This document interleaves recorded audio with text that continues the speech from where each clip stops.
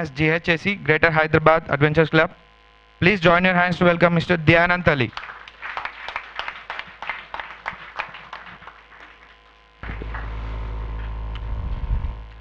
Getting good marks is the only way to succeed in life, said my aunt.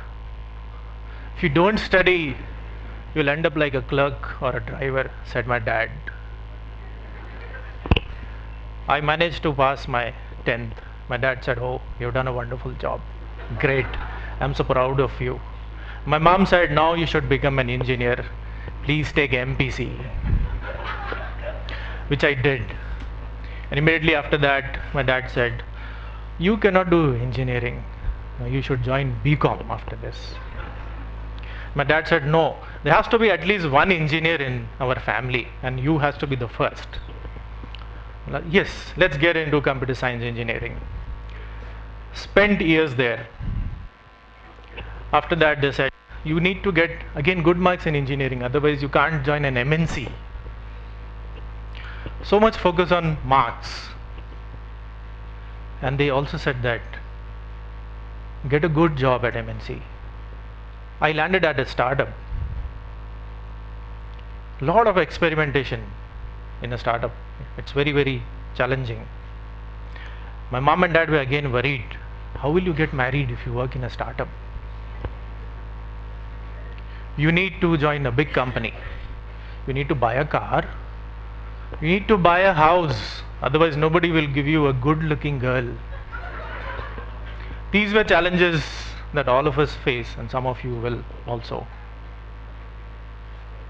So my journey started with school, college, and then landed a job. I became a software engineer at a telecom startup. I was the first employee, fortunately. So, lot of work in telecommunications. I loved experimentation a lot. But I had a problem with this entire system. So once I got married, they said, "Now you have to complete a family, have kids." I got a kid. They said, "Okay, now your kid has grown up. He needs to get into a good school so that he can get some good marks and again he can join a good company." So I saw this whole wheel going round and round. I was frustrated with this very attempt of not doing anything and just going on the bandwagon, blindly following things. I'll take you to my childhood. My childhood was spent in Banjara Hills. It's a very wild area with a lot of rocks. My favorite hobby after school is just throw the bags, go in the wilderness, spend 3 hours. The home that I was, we had 100 acres of lot of wilderness. I would go climb trees. There are a lot of berries out there. You had bear, you have jamun, every season. It was beautiful. I used to keep track of the birds on the trees, which bird has which nest, when are these eggs going to hatch. I had a logbook. It was a beautiful life. Back to school again. I hated maths like some of you here. I loved subjects of geography, botany, which helped me connect with the natural world.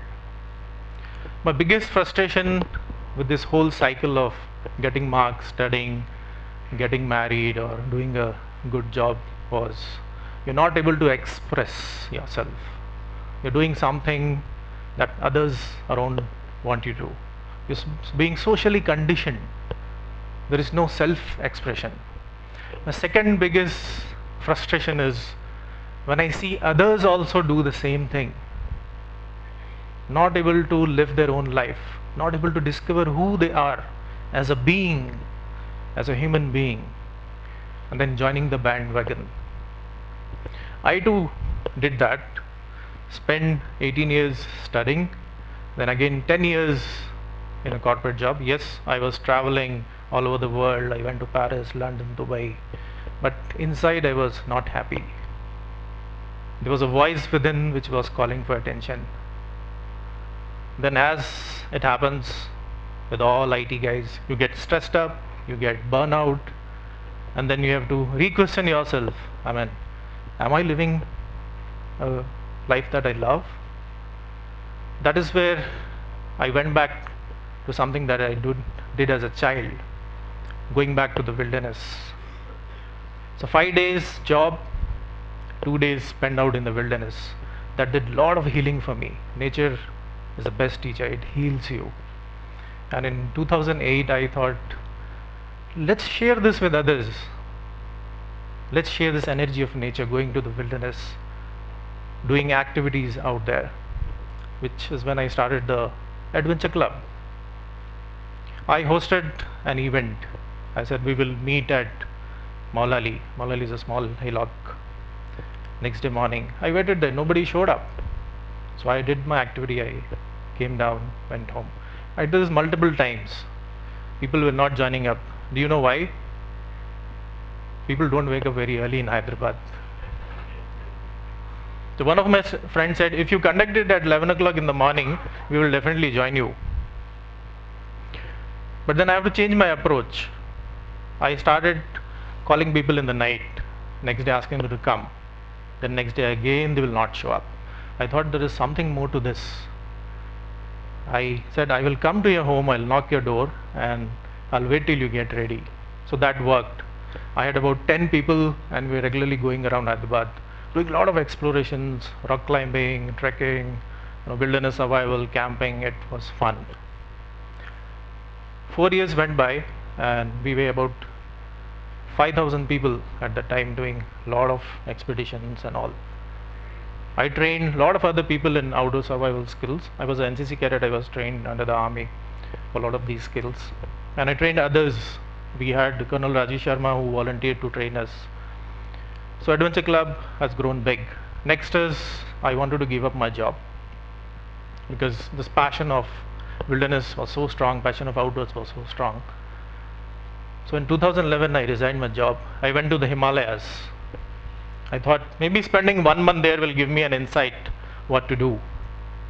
I came back. I struggled for 1 year. I didn't have a single customer who would take my service. Money in my bank was gone. I planned only for 1 year. I thought I'll be successful. So whenever I used to go to corporate, they will say, you are an IT guy. What would you do for us? I said no. Multiple rejections.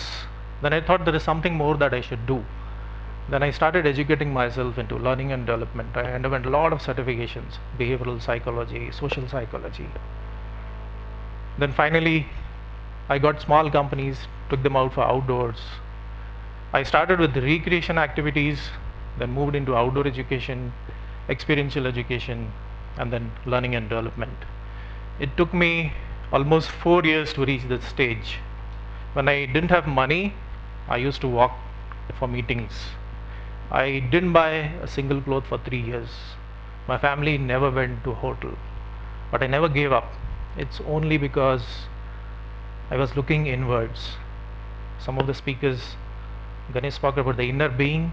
That was my source of strength, and it kept me going. It doesn't matter what happens in the external world, but I knew within that I will succeed.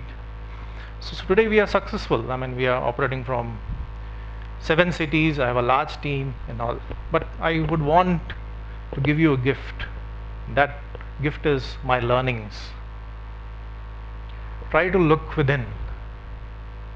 Try to find your inner source. Who are you? What is it that you want to do in life? That's very important. Let your self-expression come out as a creativity. It could be anything. It could be like Halim Khan loves dancing. To be Ganesh who wants to paint or be a fashion designer. That's more important than joining the bandwagon. And the way to find your inner self is not easy.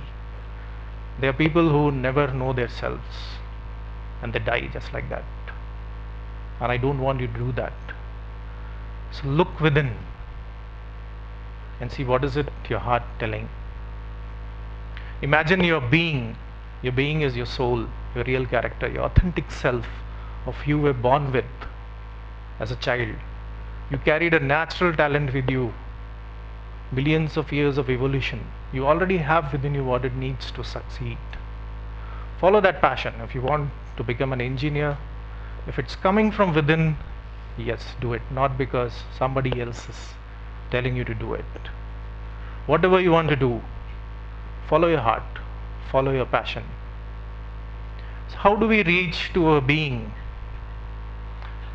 Imagine a coconut and your being inside. There's a lot of things that you need to strip. It starts with your senses. How involved are you in your senses? Does it take all your time? Or it gives you time to think? Once you control your senses, it could be your food, the way you behave, what do you see, what do you do on a day-to-day basis. Next comes your emotional state. What are you feeling on day-to-day basis? Is there anger? Is there sadness? Is there joy in it? How are you handling these emotions? How are you managing them? After that comes your thoughts. What is happening in your thoughts? What are these thoughts doing to you as a person? And then you will be able to access your being. I'd want to take 1 minute of yours and invite you to get into your being. Would request you to close your eyes, get into a comfortable position. You can relax your hands and feet.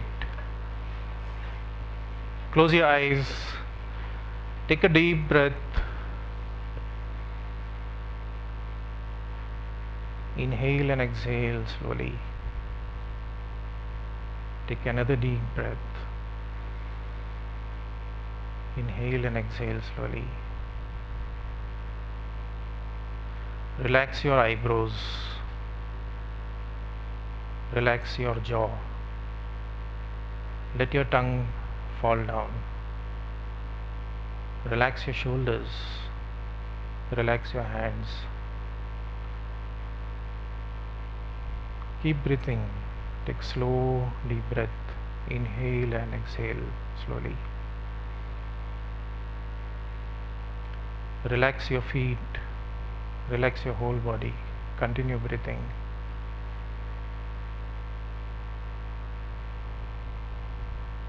If you get any thoughts, let them be there. Don't fight them.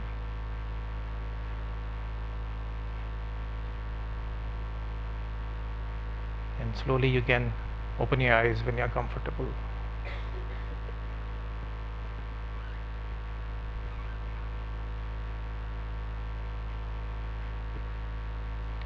Is there a shift within you in this 1 minute? So going to the being, you have to shut your senses to manage your emotions, to manage your thoughts. That is where we can access our being.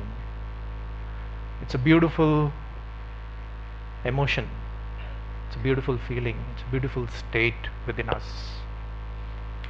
What I do to get into my being, I go spend time in nature, spend time in wilderness.